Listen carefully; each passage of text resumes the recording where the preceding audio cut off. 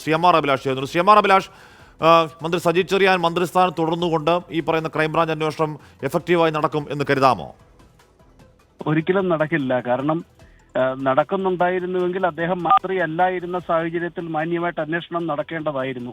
അതിൽ നിന്നും വ്യത്യസ്തമായി അദ്ദേഹത്തിനെതിരെയുള്ള കേസ് ക്ലോസ് ചെയ്ത് കഴിഞ്ഞതിൽ പിന്നെ അധികാരത്തിൽ അദ്ദേഹം തിരിച്ചു വന്നിരിക്കുകയാണ്. ശക്തനായ ഭരണാധികാരിയായി അദ്ദേഹം അധികാരത്തിൽ തുടരുമ്പോൾ ആ സംസ്ഥാന സർക്കാരിന്റെ കീഴിലുള്ള ക്രൈംബ്രാഞ്ച് ഇങ്ങനൊരു വിഷയത്തിൽ അന്വേഷിച്ചാൽ എങ്ങനെയാണ് നീതിയുക്തമായിട്ട് മുൻപോട്ട് പോകുവാൻ കഴിയുക? അപ്പൊ ധാർമ്മികത എന്ന് പറയുന്നത് ഇവിടെ വളരെ ഗുരുതരമായിട്ട് വീണ്ടും ഉയർന്നു വന്നിരിക്കുകയാണ്. ശ്രീമാൻ സജി ചെറിയാന്റെ റിമാർക്കുകളിലെ ഭരണഘടനാ വിരുദ്ധതയും അതിനകത്തുള്ള അവമതിപ്പും ഒക്കെ തന്നെ ബഹുമാനപ്പെട്ട ഹൈക്കോടതിയുടെ ഉത്തരവ് വായിച്ചു കഴിഞ്ഞാൽ അത് എണ്ണി എണ്ണി പറയുവാനും മനസ്സിലാക്കുവാനും കഴിയും. എന്നിരിക്കെ ഈ ഒരു സാഹചര്യത്തിൽ അദ്ദേഹം അധികാരത്തിൽ നിന്ന് മാറി നിൽക്കുക എന്നതൊരു പരാജയമായിട്ട് കാണേണ്ടതായിട്ടില്ല. അതൊരു ഭരണഘടനാപരമായിട്ടുള്ള ഒരു ഉത്തരവാദിത്വവും ഒരു രാഷ്ട്രീയ സമൂഹത്തിനോട് കാണിക്കേണ്ടുന്ന ധാർമ്മികതയുമാണ്. ഇതൊരു വിജയവും പരാജയവും ഒരു പൊളിറ്റിക്കൽ സെറ്റ്ബാക്ക് ഒന്നും ആയിട്ട് കണ്ട് എടുക്കേണ്ട ഒരു തീരുമാനമല്ല. നമ്മുടെ എല്ലാം സമാഹിതമായിട്ടുള്ള രാഷ്ട്രീയ നിലനിൽപ്പിന് ആധാരമായിട്ടുള്ള ആ ഭരണഘടനയെ ഉയർത്തിപ്പിടിക്കുവാൻ രാഷ്ട്രീയ റാലികളിൽ പ്രിയാമ്പിള് മുഖവുര വായിച്ചുകൊണ്ട് മാത്രം ഭരണഘടന ഉയർത്തിപ്പിടിക്കാൻ കഴിയില്ലല്ലോ ശ്രീ ഹാഷ്മി. ഭരണഘടനയെ ഉയർത്തിപ്പിടിക്കേണ്ടത് അധികാരത്തിലിരുന്ന് മാർഗദീപമായി നയിക്കേണ്ട ആൾക്കാരാണ്. എന്നിരിക്കെ അധികാരത്തിലിരിക്കുന്ന രാഷ്ട്രീയ പാർട്ടി ഇത്തരത്തിലൊരു റിഗ്രസീവ് ആയിട്ടുള്ള ഒരു നിലപാട്, തത്വങ്ങളും പ്രിൻസിപ്പിൾസും എല്ലാം വെള്ളം ചേർത്തുകൊണ്ട് മാറ്റി വെച്ചുകൊണ്ടൊരു നിലപാടെടുക്കുക എന്നുള്ളത് വളരെ ദൗർഭാഗ്യകരമാണ്. നമുക്ക് മറ്റേത് വ്യവഹാര വഴിയിലും ഒരു രണ്ട് വശമുണ്ടെന്ന് പറയാം. ഇത് മന്ത്രി കോടതിയിൽ വാദിച്ചത് എന്താണ്, ഭരണഘടനയുടെ മൂല്യം ഉയർത്തിപ്പിടിക്കാനാണ്, അതിനെ തെറ്റുതിരുത്താനാണെന്നൊക്കെ പറഞ്ഞാൽ പോലും ഇത് കേരളത്തിന് മുന്നിൽ അനാവൃതമാണ്. ആ വാക്കുകൾ, ഈ പറയുന്ന ജനാധിപത്യ മതേതരത്വം, കുന്തം കുടച്ചക്രം, അല്ലെങ്കിൽ ഇത് കൊള്ളയടിക്കാൻ ഉണ്ടാക്കി വെച്ച സംഗതി എന്നൊക്കെ മന്ത്രിയുടെ വാക്കുകൾ കൂടി തന്നെ കേരളത്തിന് മുന്നിൽ അനാവൃതമാണ്. അതിലേതെങ്കിലും തരത്തിൽ അത് അവഹേളനമല്ല എന്ന് കോടതിയിൽ വാദിച്ചു നിൽക്കൽ, അല്ലെങ്കിൽ പൊതുസമൂഹത്തിന് മുന്നിൽ വാദിച്ചു നിൽക്കൽ ഇനി സാധ്യമാണോ? അത് വീണ്ടും ചർച്ചയാകുമ്പോൾ ഇറങ്ങലല്ലാതെ മറ്റു വഴി കാലക്രമേണ മന്ത്രിക്ക് മുന്നിൽ ഉണ്ടാകുമോ ശ്രീ എം ആർ അഭിലാഷ്? അല്ല, അതാ ഉത്തരവ് വായിക്കുമ്പോൾ തന്നെ അതിനകത്ത് വ്യക്തമല്ലേ, ഇത് ഭരണഘടനയോടുള്ള അവഹേളനമാണ്, മറിച്ചൊരു ചർച്ചയ്ക്ക് പോലും സാധ്യതയില്ല എന്ന് കൺക്ലൂഡ് ചെയ്യുന്ന ഉത്തരവാണ് ബഹുമാനപ്പെട്ട ഹൈക്കോടതി പാസ്സാക്കിയിരിക്കുന്നത്. ഭരണഘടനയുടെ ഉന്നമനത്തിന് വേണ്ടി അല്ലെങ്കിൽ അതിന്റെ ഭേദഗതികൾക്ക് വഴിതെളിക്കുന്ന വിമർശനം, ഈ section 2 prevention of insult to national honour act എന്ന് പറയുന്ന ഈ ഒരു ശിക്ഷാ നിയമത്തിന്റെ 2ാമത്തെ വകുപ്പിന്റെ ഒരു എക്സ്പ്ലനേഷനിൽ പറഞ്ഞിരിക്കുന്നത്, എക്സ്പ്ലനേഷൻ 1 പറഞ്ഞിരിക്കുന്നത് ഭരണഘടനയോട് അതിനോട് സർഗാത്മകമായ വിമർശനം അതിന്റെ ഭേദഗതിയിലേക്ക് വഴിതെളിക്കുന്നതാണ് എങ്കിൽ അത് ഒഫൻസ് അല്ല എന്നുള്ളതാണ്. പക്ഷെ ഇവിടെ സർഗാത്മകമായ വിമർശനമല്ല, ഭരണഘടനയുടെ അടിത്തറയെ തന്നെ ആക്രമിക്കുകയായിരുന്നു അദ്ദേഹം ചെയ്തത്.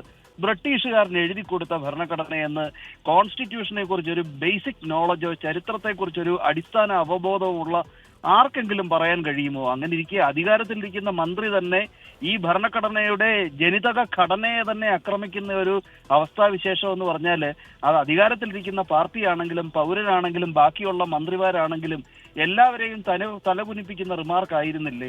എന്ന് മാത്രമല്ല, എക്സിക്യൂട്ടീവ് എന്ന് പറയുന്നത് ചൂഷണം ചെയ്യുവാനുള്ള ഒരു ഉപകരണമായി ചില സാമ്പത്തിക താല്പര്യങ്ങൾക്ക് വേണ്ടി എക്സിക്യൂട്ടീവും ജുഡീഷ്യറിയും ഭൂരിപക്ഷത്തിനെ അടിച്ചമർത്തുകയാണ് അദ്ദേഹം പറഞ്ഞപ്പോ താൻ ഉൾപ്പെടുന്ന എക്സിക്യൂട്ടീവിന്റെ മാറിലേക്കല്ലേ അദ്ദേഹം കത്തി താഴ്ത്തിയത്?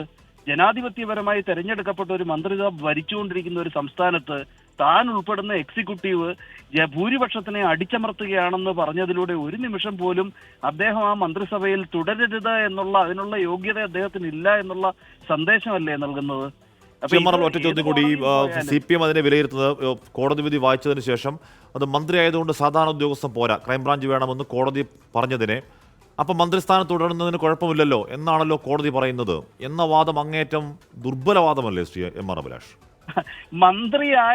മന്ത്രിയായിട്ട് അദ്ദേഹം തുടരരുതെന്ന് എന്ന റിട്ട് പെറ്റീഷനിൽ ഒരു പ്രയർ ഇല്ലായിരുന്നല്ലോ ശ്രീ ഹാഷ്മി. ആ ഒരു റിട്ട് ഹർജിയിൽ അങ്ങനെ ഒരു പ്രയർ ഇല്ലായിരുന്നു എന്ന് മാത്രമല്ല, തുടരന്വേഷണം ആവശ്യപ്പെട്ടുകൊണ്ട് കൊടുത്ത ഹർജി മജിസ്ട്രേറ്റ് കോടതി തള്ളിയതിനെതിരെയാണ് ഹൈക്കോടതിയിലേക്ക് റിട്ട് ഹർജിയുമായി പോയത്. അപ്പൊ അദ്ദേഹം മന്ത്രിയായിട്ട് അതിന്റെ ആശാസ്യതയായിരുന്നില്ല അവിടെ ഹൈക്കോടതി കണ്ടെത്തിയത്. എന്നതുകൊണ്ട് തന്നെ അന്വേഷണം മുൻപോട്ട് കൊണ്ടുപോകുന്നത് എങ്ങനെയായിരിക്കണം എന്നുള്ളതിനെ കുറിച്ച് മാത്രമാണ് ഹൈക്കോടതി ഒരു ഫൈൻഡിങ് നടത്തിയത്. എന്ന് മാത്രമല്ല, ഒരു ഭരണഘടനാ കോടതി ഇങ്ങനൊരു വിഷയത്തിൽ കോടതിയുടെ പരിഗണനയിൽ ഇല്ലാത്ത വിഷയത്തിനെ കുറിച്ച് ഒബ്സർവേഷൻസ് നടത്താറില്ല. ഇതൊരു ധാർമ്മികമായിട്ടുള്ള ഒരു വിഷയമാണ്. ഒരു കോടതിയും അദ്ദേഹം രാജിവെക്കണമെന്ന് നിർബന്ധിക്കാൻ കഴിയുകയില്ല, അങ്ങനെ നിർബന്ധിക്കുകയുമില്ല. പക്ഷേ ഭരണഘടനയോട് പ്രതിബദ്ധത ഉണ്ട് എന്ന് അവകാശപ്പെടുന്ന രാഷ്ട്രീയ പാർട്ടികളെ സംബന്ധിച്ചിടത്തോളം ഇങ്ങനെ ഒരു തങ്ങളുടെ കൂട്ടത്തിൽ അധികാരത്തിൽ ഭരണഘടനയിൽ സത്യപ്രതിജ്ഞ ചെയ്ത് അധികാരത്തിലേറിയ ഒരു വ്യക്തി ഇങ്ങനൊരു റിമാർക്ക് നടത്തി കഴിഞ്ഞാൽ അത് ആ വ്യക്തിയെ സംരക്ഷിക്കുവാൻ വേണ്ടി ഈ കോടതി ഉത്തരവുകളിലെ ചില വാക്കുകളെ തെറ്റായിട്ട് ദുർവ്യാഖ്യാനം ചെയ്തുകൊണ്ട് മറയൊരുക്കുന്നത് തികച്ചും ദൗർഭാഗ്യകരമാണ്. മുഖ്യധാര രാഷ്ട്രീയ പാർട്ടികൾ ഇതിൽ നിന്ന് ഒഴിഞ്ഞു നിൽക്കുക എന്നുള്ളത് നമ്മുടെ രാഷ്ട്രീയ സമൂഹത്തിനോടുള്ള അടിസ്ഥാന പ്രതിബദ്ധതയുടെ ഭാഗമായിട്ടെങ്കിലും അങ്ങനെ കാണിക്കേണ്ടതാണ്. നന്ദി ശ്രീ അമർ അഭിലാഷ്.